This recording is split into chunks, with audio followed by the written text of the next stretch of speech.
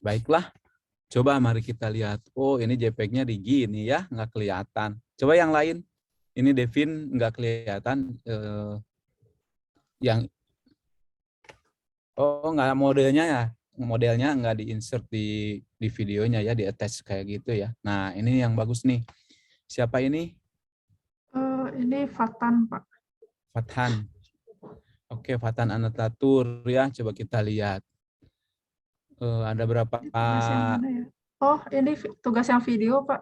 Kok yang maksud Bapak tuh tugas yang mana ya, Pak? Yang Ini yang kemarin nonton kemarin video ya, atau yang foto, Pak?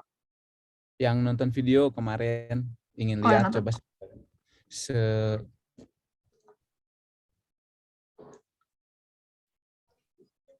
Nah, coba kita buat mohon buat CRS ya Teh ya. Heeh. Dari sana sudah paham belum gitu?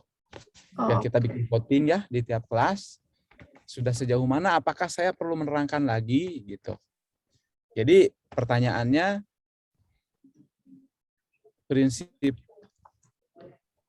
ini saja. Apakah sudah paham dengan belajar mandiri seperti kemarin?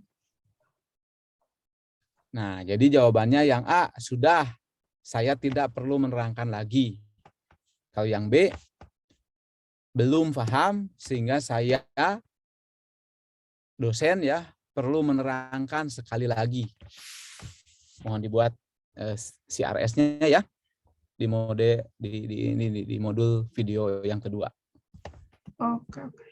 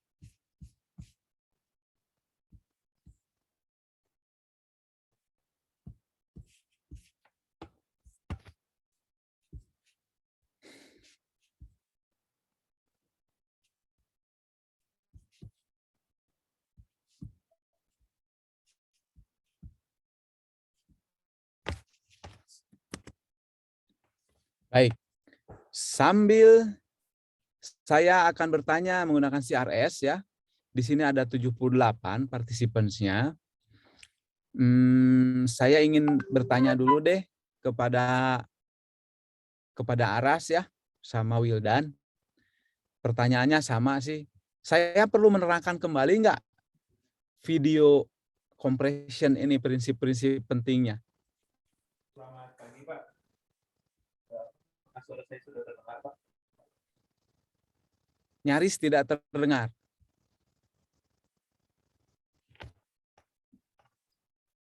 Kalau sekarang gimana Pak? Ya, Ya, sekarang oke. jelas. Kalau untuk yang kemarin sih Pak, saya melihat videonya itu dia materinya udah Bapak jelasin ya sebelumnya, cuman lebih kaya gitu Pak, lebih banyak materinya lebih dalam. Jadi menurut saya lebih enakan diterangin lagi sih Pak, karena audionya dia juga kan kurang bagus gitu ya Pak. Jadi lebih enakan dijelasin ulang sih Pak. Karena saya Baik. juga ngerti, tapi cuman ngerti seadanya gitu Pak. Belum kayak kalau misalkan ditanya apanya itu masih ada yang kurang-kurang paham dikit gitu Pak. Oke. Saya ingin tanya sekarang Wildan. Ya Pak, Gimana Wildan? Saya kalau perlu jelaskan kembali nggak prinsip-prinsipnya? kalau saya sendiri sih sama sih Pak kayak Aras. Jadi kan itu materinya sebenarnya udah dijelasin, cuma kayak ada istilah-istilah yang masih detail gitu sih Pak, terlalu detail gitu, kayak terlalu kompleks. Jadi mungkin bisa dijelasin lagi gitu sih Pak. Jadi kayak kemarin tuh agak iya sama sih kayak seadanya gitu artinya. Kalau dari saya sih Gambaran gitu. aja gitu, gambaran Iya, aja. gambaran doang gitu. Baik. Saya akan coba ya langsung dari bukunya ya. Kemarin apalagi ternyata saya cek bukunya itu ada salah label kayaknya. Jadi di awal-awal kemungkinan akan bikin sedikit pusing tambahan ya. Baiklah, nanti CRS sedang dibuat sama Teh Atina, tapi Teh Atina tidak perlu jadi presence lah karena yang belum hadir masih banyak ya. Nanti takut susah presence-nya. Oke, saya kembali lagi ya. Nih, kita mulai dari sini. Kalau yang Bapak India itu kan benar-benar dari sudut pandang matematika ya. Kalau sudah paham konsepnya ke matematikanya gampang. Tapi biasanya kalau dari matematika dulu, kalau bukan para jenius matematika jadi agak susah. Baik, mari kita lihat ya. Sekali lagi saya akan mengulas dulu supaya kita semua paham. Nah, kita tahu bahwa video ini selain memaksimalkan kompresi dari spasial, redundancy, tapi juga dari temporal. Dengan fakta bahwa antar gambar ya, antar frame ini banyak sekali persamaan. Nah, oleh karena itu kita lihat nih, wajah kan tidak banyak berubah ya, pasti wajahnya kurang lebih sama. Tapi ada yang berubah ketika senyum atau berkedip dan lain-lainnya. Demikian juga background nih, latar. Latar juga sebagian besar sama, apalagi kalau latarnya statik, itu sangat redundant, bisa jadi persis sama gitu ya, hanya sekitar pembaca berita aja misalkan yang berubah-ubah sedikit ya, sementara di sekeliling luarnya itu tetap sama. Nah, dari situ akan dieksploitasi ya, dan ini contohnya. Jadi ketika gambar ini, lihat gambar N, kemudian ini N tambah 1, kalau si gambarnya tidak panning kameranya ya, alias latarnya tidak berubah, maka pengurangan antara N plus 1 dikurangi dengan N, yang frame-nya ya, itu nyaris mendekati 0. Apalagi kalau si anaknya ini nggak berubah sama sekali. Dari N ke N tambah 1 itu jelas akan 0. Perbedaannya akan putih di sini ya. Nah, ketika diubah nih, si anaknya bergerak dan kameranya pun bergerak, panning kiri ke kanan atau kanan ke kiri, alias si background-nya berjalan juga berubah. Nah, ini akan banyak nih difference-nya ya, perbedaannya. Nah, jadi kita tahu kalau banyak sekali perubahan background dan foreground, maka itu akan menyulitkan kompresinya karena redundancy antar frame itu jadi sangat sedikit. Oleh karena itu, kalau kita menggunakan yang variable bitrate compression, maka pada saat banyak berubah itu kompresinya rendah, tapi saat statik kompresinya tinggi. Gitu ya, itu prinsip utamanya. Nah, kemarin ini gambar yang ini nih, nah yang collocated itu bukan yang ini sebenarnya ya. Label collocated ini harus pindah yang di sini justru ya. CN tambah 1 XY ini yang collocated. Kita melihat pikselnya itu yang ini, yang ada sekarang awalnya. Kemudian di frame N tambah 1, lihat ya, si piksel ini warnanya putih ini berubah nih. Nah, sudut pandang yang lain adalah bahwa kita punya yang namanya pixel CN XY ini ya. Nah, kemudian kalau yang kita lihat adalah hanya frame N, jadi karena warna yang ini posisinya berubah ke sini, karena kita harus proyeksikan di N ya. Nah, ini adalah pixel CN X aksen Y aksen. Nah, jadi yang sebetulnya warnanya berubah ya jadi ini. Jadi seolah-olah di sini kita melihat adalah bahwa si CN XY ini sekarang warnanya berubah menjadi Cn tambah 1 XY. Nah, Cn tambah 1 XY ini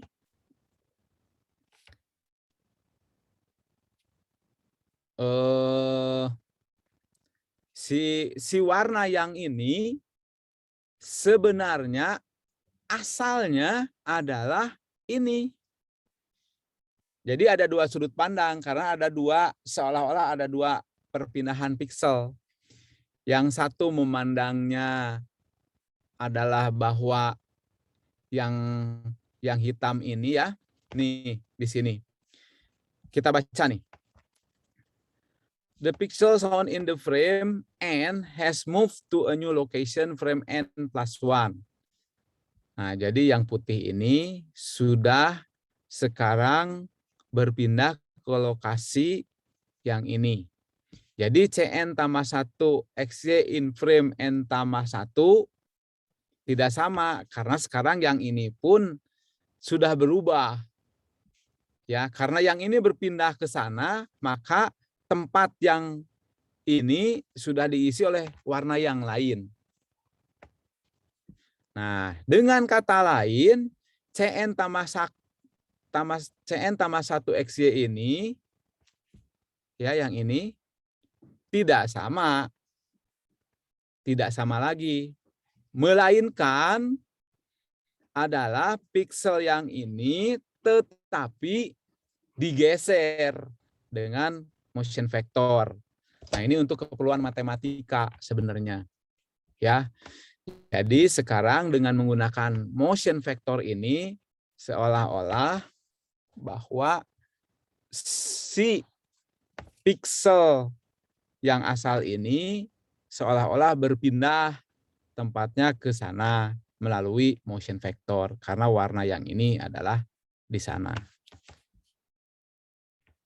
Oke, nah ini matematikanya kita asal paham saja ada motion vector.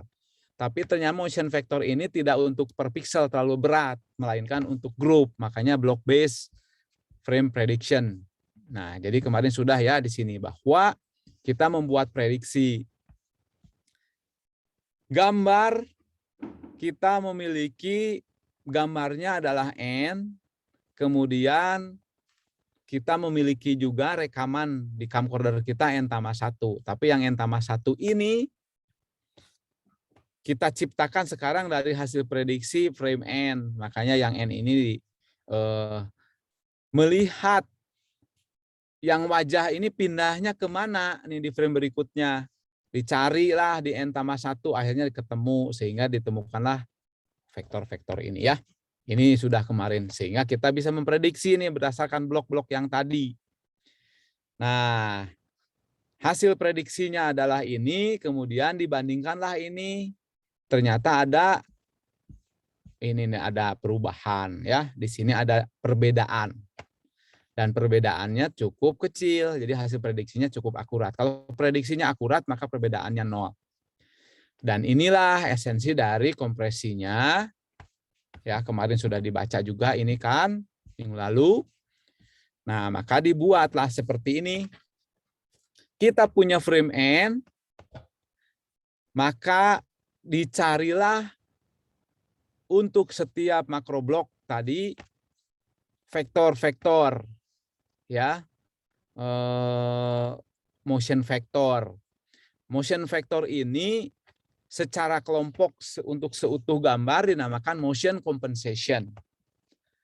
Jadi kumpulan-kumpulan motion vector untuk setiap dan seluruh makroblok dinamakan motion compensation. Maka kita dapatlah predicted N+1 yang ini. Ya, dan kode-kode motion vectornya di encoding. Sehingga kita punya nih encoded motion vectors atau encoded motion compensation. Nah, dicarilah perbedaannya dengan yang asli hasil rekaman. Dan kita punya difference image mirip ini. Nah, difference image ini kemudian dikompres menggunakan JPEG ya. Yang merupakan DCT, kuantisasi, kemudian entropy coding, Huffman coding itu. dan jadilah encoded image. Nah, hasil seperti ini lebih efisien daripada mengirimkan frame n tambah 1 tanpa kompresi. Jadi yang kita kirim adalah motion vektornya dan difference image yang sudah dibuat JPEG-nya. Itu ya. Nah, kemudian ini pada saat diterima, encoded image tadi ini, kemudian di-decode, kemudian encoded motion vectors juga di-decode, sehingga kita bisa membuat rekonstruksi dari N+1 karena frame N kan kita sudah punya dari yang sebelumnya. Nah, oleh karena itu hasil rekonstruksi ini dijumlahkan dengan errornya ya, dengan difference-nya, maka dapatlah kita frame M tambah 1. Itu keseluruhan encoding dan decodingnya. Namun di sini ada sedikit masalah, yaitu bahwa kita tidak punya di decoded side itu nggak punya frame N. Karena frame N ini kan sebenarnya hasil encoding semuanya ya, hasil dari prediksi. Jadi yang yang ideal ini nggak punya. Ini mirip dengan kita membuat LPC atau membuat yang DPCM itu ya, bahwa yang ideal nggak punya, tapi yang punya adalah entropy sebetulnya di sini. Karena di sini juga sudah hasil prediksi sebelumnya ya menggunakan JPEG gitu ya. Jadi bukan yang asli tapi entropy. Oleh karena itu ada masalah disebutnya open loop itu. Nah, oke. Nanti itu kita bahas. Sekarang kita lanjut dulu. Nanti kabari Teh Atina kalau CRS-nya sudah selesai ya. Coba saya mau lihat dulu, nggak bertambah nih 84 orang. Ya sudahlah, apa boleh buat, kita dengan yang ada saja. Baik. Nah, lihat. Ini frame N. Ya. Kemudian ini frame N tambah 1. Nah, si frame ini kita akan mencari di N tambah 1 larinya ke mana. Nih kan ini ya. Nah di sini yang kita harapkan adalah dx dy ya, karena dia udah berubah di sini nih. Agak turun ke bawah nih. Yang itu ini. Jadi disebut collocated macroblock karena sebenarnya yang adanya di sini. Seolah-olah si ini akan berpindah ke sini. Oleh karena itu pikselnya kayak gini. Nah,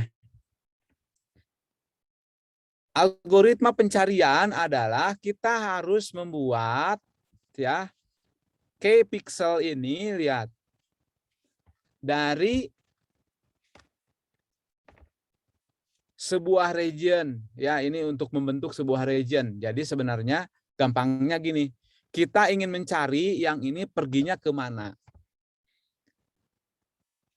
Nah, ini perginya ke mana, maka ada region yang dia bisa cari. Kalau regionnya terlalu luas, nanti kan menghitung vektornya terlalu lama. Jadi ada kompromi. Kalau ingin akurat, K-nya harus besar, tapi lama nyarinya, gitu ya. Nah, maka dibuatlah K sebesar ini, kemudian dicari dari situ, diputer-puter mana yang paling cocok. Nah, seperti itu ya. Nah, di sini ada beberapa ukuran nih. Ada yang mean absolute difference, seperti ini ya. Adalah to find a motion vector ij, ini ya, such that med ij is minimized. Jadi dalam hal ini mencari the difference between the candidate area dengan memperhitungkan mean absolute difference. Ini lihat, ini adalah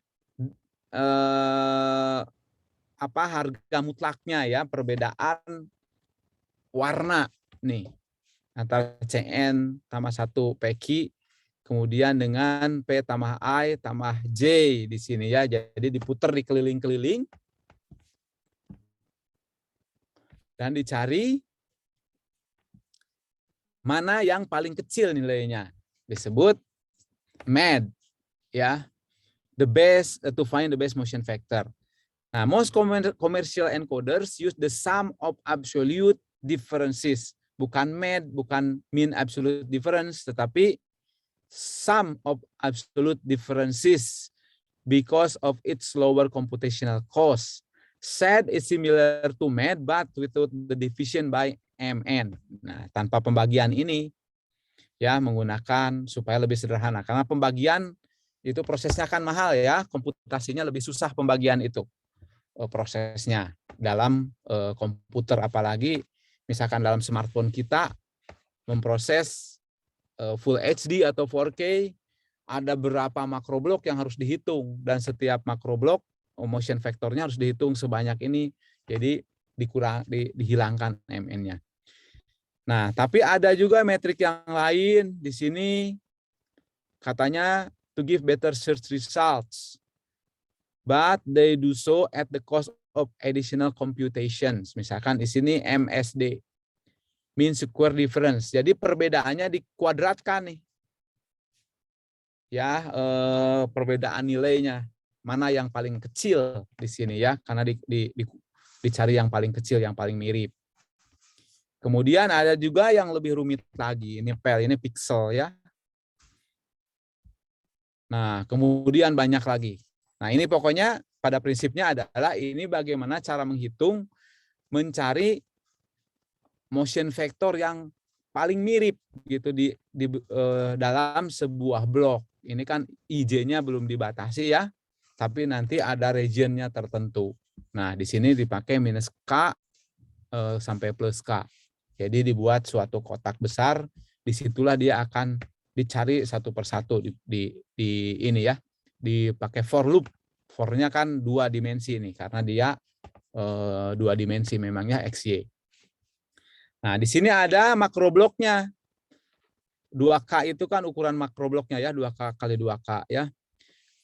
Nah, di sini kita lihat nih.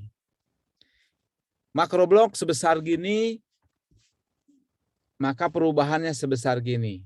Tapi makroblok yang lebih kecil, lihat nih, dibagi ini 1/4-nya. Nah, maka dia mencarinya kan jadi lebih akurat tuh. Keseluruhan ini lebih kecil dibandingkan segede gini. Nah, makroblok luasnya besar, jumlah keseluruhan makrobloknya jadi sedikit. Nah, jadi dalam mencari dalam sebuah makroblok itu kalau makrobloknya besar ya, perhitungannya jadi sedikit, tetapi akurasi rendah. Kalau yang ini karena 1/4-nya, maka dia harus menghitungnya 4 kali, tetapi lebih akurat. Nah, lebih akurat artinya lebih banyak untuk menghitung. Itu ya, makanya encoder yang sekarang bisa dibuat variasi makrobloknya, dicoba dulu yang besar, kemudian kalau jelek turun ke yang kecil nih ya. Yang sekarang dipakai adalah H264, malah sudah ada H265 ya, tetapi biasanya kalau dari smartphone itu cepat panas nih karena sangat banyak perhitungannya. Kalau yang 264 yang banyak kita pakai di YouTube sekarang ya. Ini menggunakan variable size macroblocks when required to allow flexibility. Jadi ini ada dinamika kalau memerlukan akurasi yang lebih tinggi. Nah, di sini ada terkait open loop sama closed loop. Tadi kita menceritakan open loop. Nah, masalahnya kan yang N itu tidak ada aslinya ya, karena tidak pernah dikirim. Makanya yang ada dikirim adalah dia saat encoding itu harus membuat proses dulu tuh. Ya, harus didekode dulu supaya ada hasilnya. Saya nggak tahu ini apakah pada paham apa enggak ya konsep mengenai fakta bahwa di decoder itu tidak ada yang namanya frame asli yang N gitu. Karena yang kita tahu semua frame itu pasti sudah dibuat JPEG, sudah dikompres. Oleh karena itu, yang paling bagus adalah referensinya bukan N, bukan yang asli. Karena tidak pernah ada yang asli, semuanya sudah dikompres JPEG. Oleh karena itu harus dibandingkannya dengan yang dikompres JPEG. Sehingga kita menggunakan di decoder itu acuannya pada saat mengurangi difference ini adalah juga JPEG-nya, hasil JPEG decoding-nya ya, alias frame and topi itu gitu ya, hasil proses dulu decoding lokal. Oleh karena itu encoder video itu kerja keras karena dia mengerjakan juga decodingnya gitu ya, 2 kali kerja berat. Oleh karena itu smartphone kecil bisa membuat MPEG-4 yang begitu bagus itu luar biasa ya, karena keperluan komputasinya sangat tinggi. Nah, saya nggak tahu nih bisa paham apa enggak terkait dengan decoded frame N atau N topi dengan yang N yang biasa. Nah, ini ya kalian anak STI yang lebih banyak IF-nya bisa jadi lebih paham kalau menggunakan pseudocode kayak gini dibandingkan dengan yang ini. Ya, ini diagram orang teknik. Kalian kan separuh teknik, separuh informatik ya, separuh sains. Nah, dua-duanya harus paham yang jelas ya. Ini ala codingnya ya, ala programmer. Yang di sini ala insinyurnya, diagram blok ya. Sistem dynamic. Nah, itu sih yang paling penting sebetulnya dari prinsip utama video encoding. Teh Atina bagaimana? CRS-nya sudah bisa dipakai nggak? Sudah Pak, bentar ya, saya share dulu. Oh, Bapaknya masih share. Tapi saya sudah menerangkan juga ini, mungkin nanti bisa dimodif nggak pertanyaannya? Bisa Pak, belum saya publish kok itunya. Oh, baguslah. Ya. Bagus kalau begitu. Saya akan lanjut dulu lah sekalian ya. Oh, oke Pak. Baik, nanti kita akan tanya sambil presensi aja kalau begitu. Baik, lihat. Kalau ada yang ingin bertanya, raise hand saja ya. Nah, bahwa dalam encoding itu ada jenis-jenis frame. Ada iframe atau intraframe tuh dari I-nya sini ya. Kemudian ada P-frame atau predictive frame. Kemudian ada satu lagi B, bidirectionally coded frames. Nah, kayak gini. Yang ada B-nya ada di bawah sana. Nah, di sini. Baik, ini adalah tujuan akhir kita hari ini. Bahwa kalian perlu paham nih IBP ini ya. Mari kita cek dulu. Mohon diperhatikan, saya akan bertanya ke satu persatu yang ini. Lihat bahwa sekarang yang dikirim oleh camcorder, katakanlah sedang siaran live gitu ya, mengirim camcorder, kemudian dikirim melalui streaming atau kamera saya nih.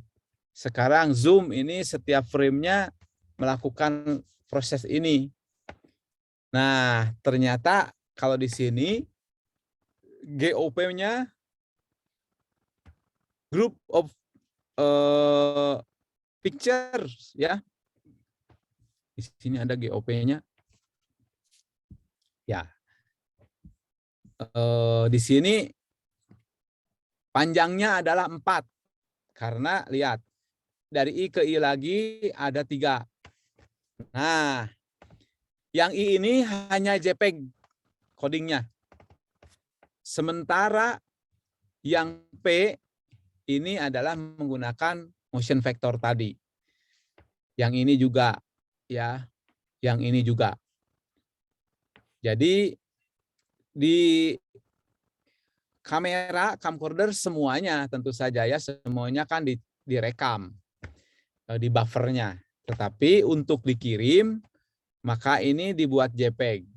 Kemudian yang kedua, JPEG dan motion compensation. Jadi JPEG-nya hanya difference-nya saja. Untuk gampangnya ini hasil prediksinya.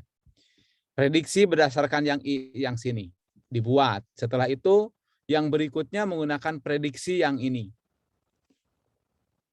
Kemudian yang ini juga menggunakan prediksi dari sini. Nah, setelah itu kenapa tidak banyak? Ya, nanti udah terlalu banyak berubah, nanti hasilnya jelek ya kompresinya. Makanya setelah 4, maka dia kirim lagi JPEG-nya saja untuk acuannya. Jadi JPEG dikirim untuk frame ini, yang berikutnya 3 berikutnya adalah menggunakan motion compensation. Sehingga yang ini sangat irit gitu ya. Nah, itu. Ternyata dengan seperti ini masih belum maksimal kompresinya. Makalah dikenalkan ada backward predicted using only the past frame. Yang forward predicted using only the future frame. Kemudian ada interpolated. Nah, kayak di sini nih. Lihat, ini gambar dulu ya, ini pemahamannya. Frame N tambah 2, ini N tambah 1. Nah, kalau yang B frame ini, maka yang ini disimpan sebagai JPEG saja pengkodeannya, bukan berdasarkan motion compensation ya, di coding utuh sebagai gambar JPEG. Tapi yang N tambah 1, dia mencari motion vektornya dari sini dan juga dari depan. Gitu ya, oleh karena itu yang N tambah 2 juga harus dihitung terlebih dahulu. Karena dia menghitungnya tidak hanya dari depan, tapi dari belakang. Nah, kayak gini ya. Hasil prediksi dari N dan dari N tambah 2. Ya, itu semua insinyur semuanya melakukan akalnya bagaimana supaya benar-benar kompresinya tinggi tapi kualitasnya juga tinggi. Nah, jadilah seperti ini bahasan akhir kita hari ini. Lihat. Nah, di sini ada display order, lihat tuh. Ada transmission order. Ada 2, apa ini bedanya? Lihat dulu. I1, 2, 3, 4, 5, 6, 7, 8, 9, 10. Jadi GOP-nya, group of picture-nya ada 10. Nah, di sini ada I1, yang keempat P. Lihat. Nih, jadi yang P ini forward dependency, dikodingkan dari I. Yang P7 itu panahnya hanya 1 nih ya. Hasil pengkodean dari P4. Kenapa P7 nggak ngambil dari I1? Kejauhan.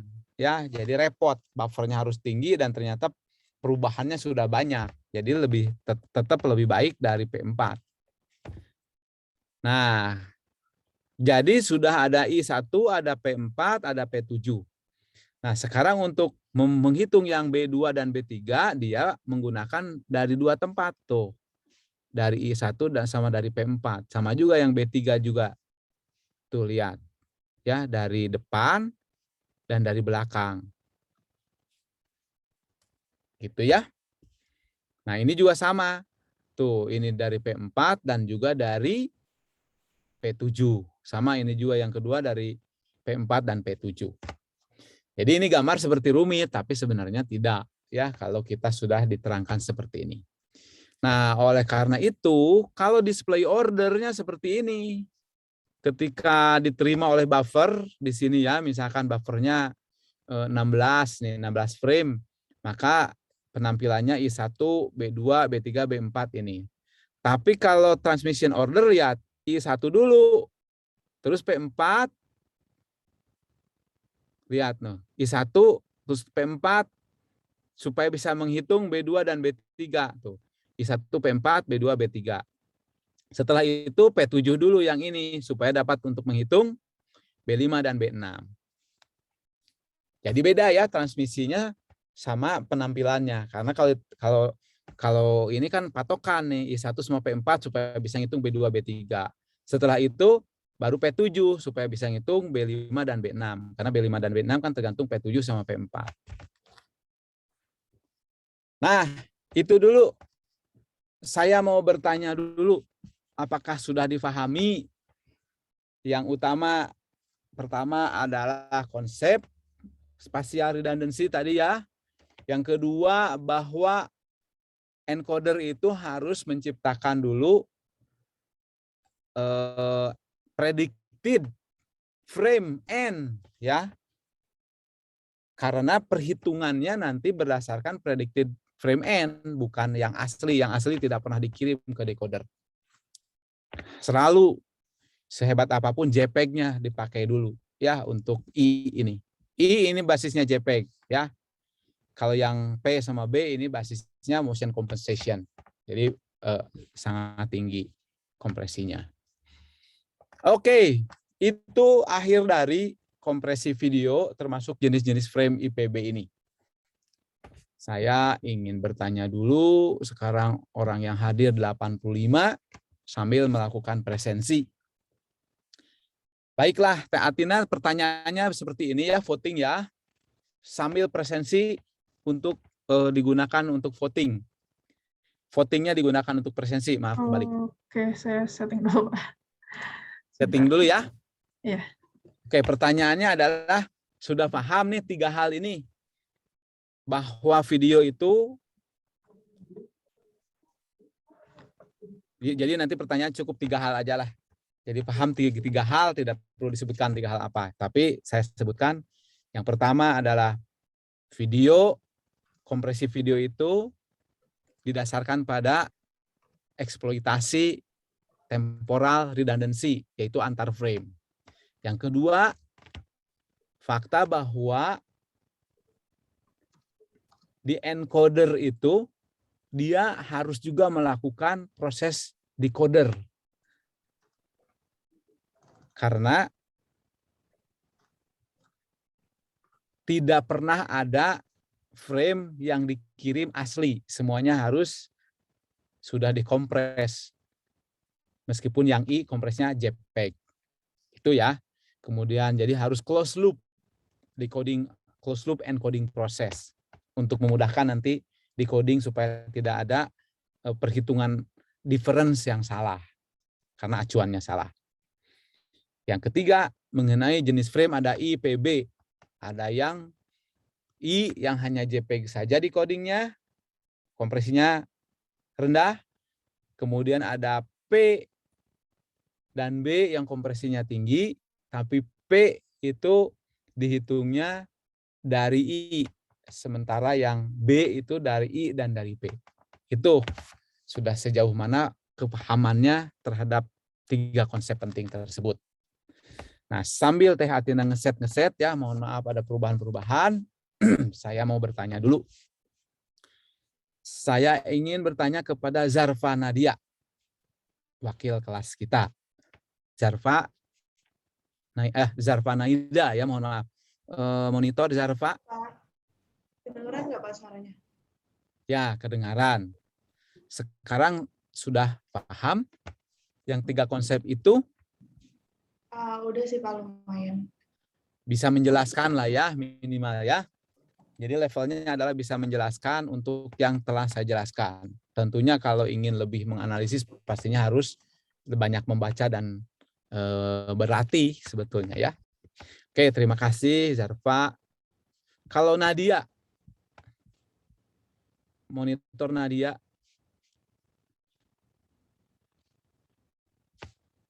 Nadia. Halo Pak. Ya, gimana? Halo. Bisa dipahami 3 konsep tadi? Bisa Pak, aman.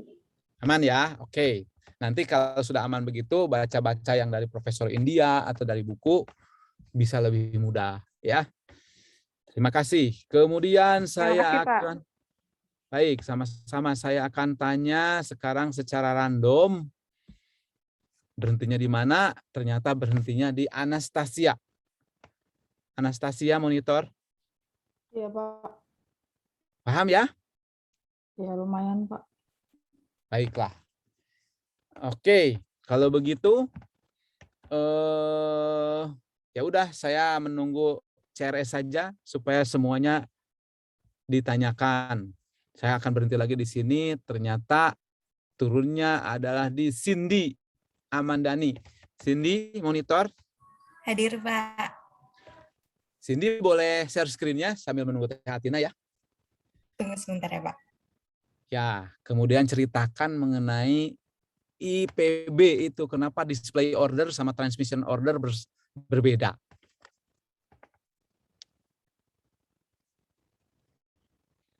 Jadi untuk pengetahuan ya kalian semua bahwa di ITB ini melaksanakan outcome based education. Artinya apa? Artinya adalah setiap perkuliahan tujuan utamanya adalah kalian mengerti sesuatu. Yang paling hebat adalah bisa menjelaskan, bisa menciptakan ya, menciptakan encoding JPEG, menciptakan encoding MPEG, meskipun sebenarnya bukan menciptakan, menjalankan gitu ya, atau menjalankan menggunakan aplikasi misalkan MATLAB gitu ya, mencoba-coba. Di internet ada, nanti mudah-mudahan kita dapat tunjukkan ya beberapa hal yang bereksperimen dengan multimedia ini, dengan gambar, dengan video gitu ya. Cuma memang untuk ngoprek-ngoprek video komputernya harus rada bagus ya, memorinya banyak gitu. Bagaimana bisa share screen? Kayaknya laptop saya bermasalah, Pak. Jadi nggak bisa share. Nggak bisa ya? Iya, mohon maaf, Pak. Baiklah, kalau begitu ingin dicoba oleh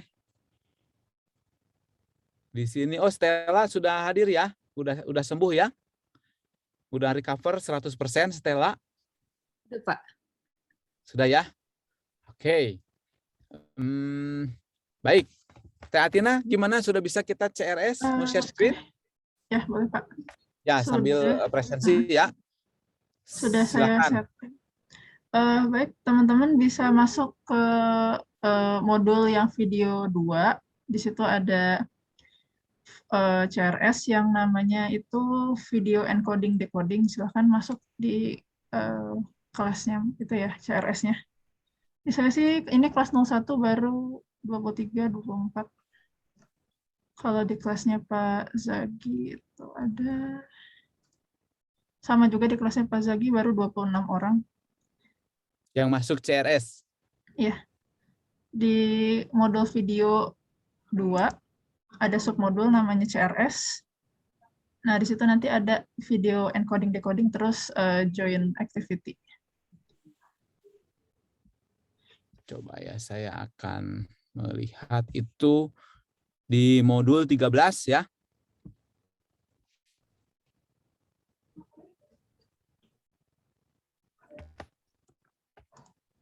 Kalau belum ada berarti harus refresh screen dulu, refresh page ya.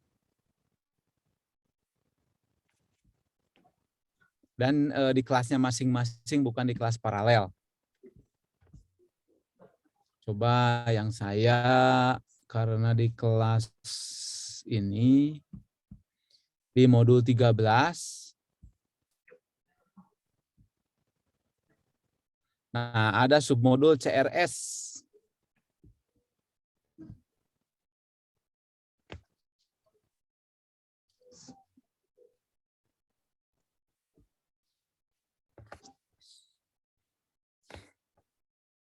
Coba kalau saya gimana ya kalau saya join activity?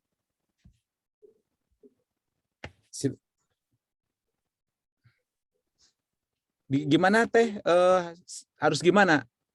Kalau gitu saya ini apa ya? Saya share soalnya.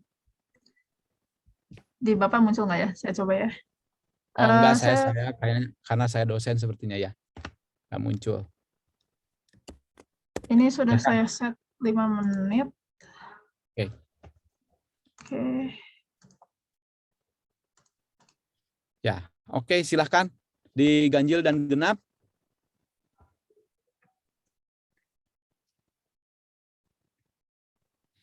Ini kelas apa nih? Ini Kelas kelas ganjil 02, genap ya? Pak. Kelas Yang genap ya? ya. Oke, silahkan di ini sekalian presensi ya. Jadi presensinya menjawab kuis CRS ini.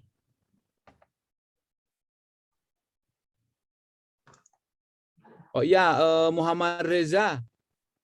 Jadi karena harus sholat duluan, sudah presensi belum nih? Jawab dulu. Reza. Sudah ya? Sudah, Oke. sudah Pak katanya. Oke, silakan live duluan. Memang ini apa namanya ya? Ini udah lebih ya waktunya, tapi presensinya kita bereskan dulu. Ayo, ini masih 7. Yang belum jawab 6. 5. Silakan yang CRS. Di kelas genap atau ganjil ini teh? Ini kelas Bapak, Kelas ganjil ya. kelas ganjil. Baik, tinggal 4 orang kelas ganjil. Silakan dijawab. Coba kelas genap kita lihat. CRS-nya belum. Satu lagi ya di kelas genap ya.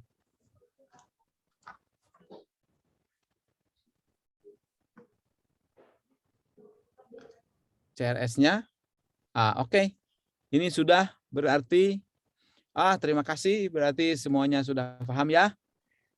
Tinggal dibaca lagi, nanti akan lebih paham. Kalau ada yang tanyakan silakan. Kalau nanti agak pusing dengan matematikanya yang piksel-piksel itu, gak apa-apa lah, diabaikan aja. Karena tidak pernah menghitung piksel per pikselnya ya, yang melainkan kita menghitungnya satu makroblok ya. Paling kecil juga 4x4 piksel itu. Tapi bisa bervariasi ya, bisa naik. Bisa 8, bisa 16, bisa 32. Udah semua teh? Coba di CRS-nya dicek lagi supaya nggak ada yang ketinggalan. Ini ada 3 orang Pak yang belum menjawab Di kelas genap. di kelas ganjil. Ayo di kelas ganjil nih. Masih ada 2, 1 lagi ya? 2 lagi ya? Kelas ganjil, ya tadi 2 lagi. Ini juga masih ada Coba klik beberapa. aja. kayaknya. Kita panggil, bisa diklik kan orangnya yang belum, coba.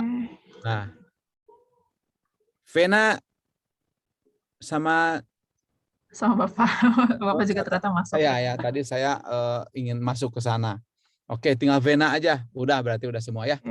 Oke, kita masukkan aja ke presensi kalau gitu. Yang satu lagi udah, coba.